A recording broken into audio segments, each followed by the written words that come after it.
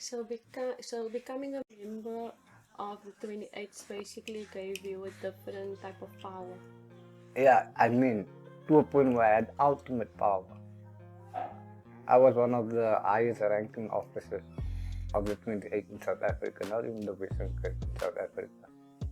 Because in the number of 28, the most ultimate rank that you can get is to become the Lord of 28.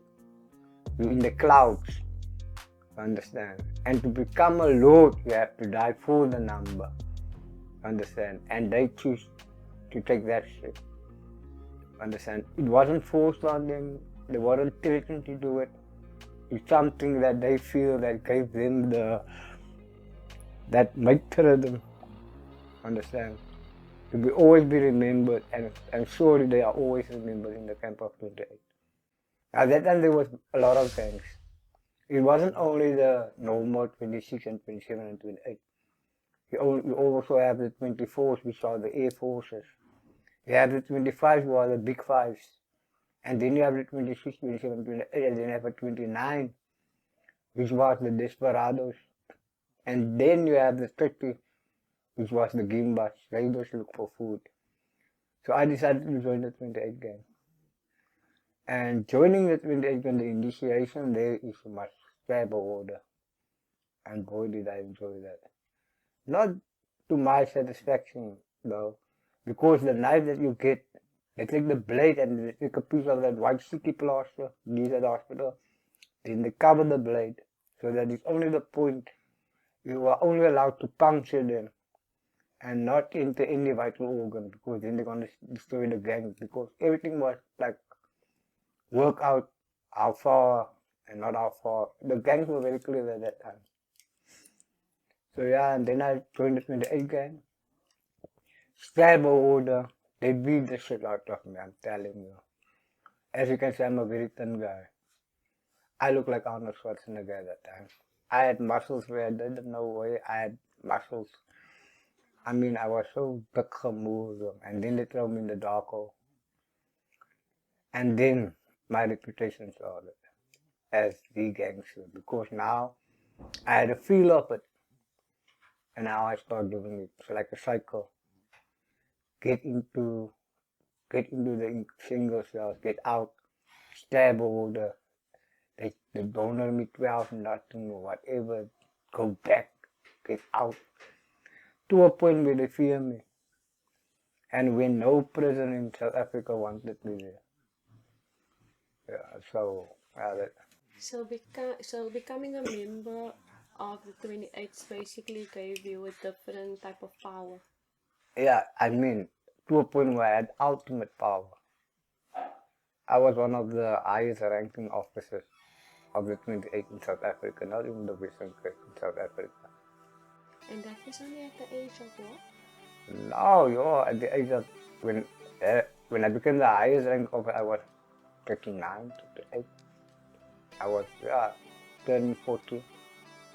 That's before my change. I became the highest, and then I changed my life around.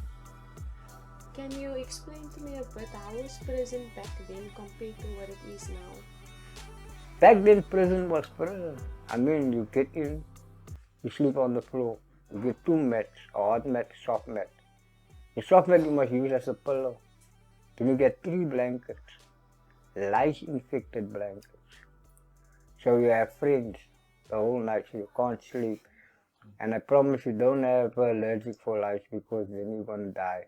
Because they come in hundreds. You take them, you make a pot full, you take it to the court, they laugh you out because there's nothing that they can do. Then they tell us, look, listen, if you have a complaint about our lives, kill somebody and go to the High Court and tell them. And that's what we did. We kill somebody, take his out, put his organs in the toilet pot, and to make sure that nobody snitch on one another. We took the heart and we shared amongst ourselves. So each one must take a bite. There's no fry pan, no griller, no fire. The only thing that you can do now is you must take a bite, because if you don't bite, it will become across as an act of cowardice. and then you the next victim. So now, and the other thing is, if you take that bite, you can't switch on one because it's something that all of us did now. So yeah, that was one of the bad parts. That made me a very nasty guy. To a point where they feared me, the warders feared. And what makes it even more for them terrifying is that 3 guys stood up and said we did it. But that's how the number works, you understand? A top official is not allowed to go to court for something that was done by the number ones. They are like, we ask guys like, okay, wie sou bene steek om vir die number te staan? And they stood up. And they hanged. But they hanged with the knowledge that because in the number 28, the most ultimate rank that you can get is to become the Lord of 28. You're in the clouds, understand? And to become a Lord, you have to die for the number, understand? And they choose to take that shit, understand? It wasn't forced on them, they weren't threatened to do it. It's something that they feel that gave them that made them, understand? To be always be remembered, and surely they are always remembered in the camp of 28 for their heroic deed, actually, as we would call it in the camp. I know it sounds sick, but okay, that's how we do things. We are governed by laws, and our laws are very strict. You break a law, okay, you get punished. You break ultimate laws, you confront me, the only punishment is death. So that's how the number works. The number also works in, so when you come to the number, you are like a student and you must graduate from grade R to grade 1, grade 2, and that's how you come up in the number until you reach where you are. By the next level will be the number 1s. But to get there, you have to step, and when you come here, you must have an officer, like a captain. The higher the rank, the better the position for you. So if you could stab the head of the prison, at that time like a general or a major or a brigadier, now you soon go straight to a general. There's no in-betweens. But if you go like the ranks like example, you go to a lieutenant, you will get a rank equivalent to a lieutenant. Go to a captain, you go equivalent stars to a captain. You go to a major, brigadier, so as you go up, you will be ranked.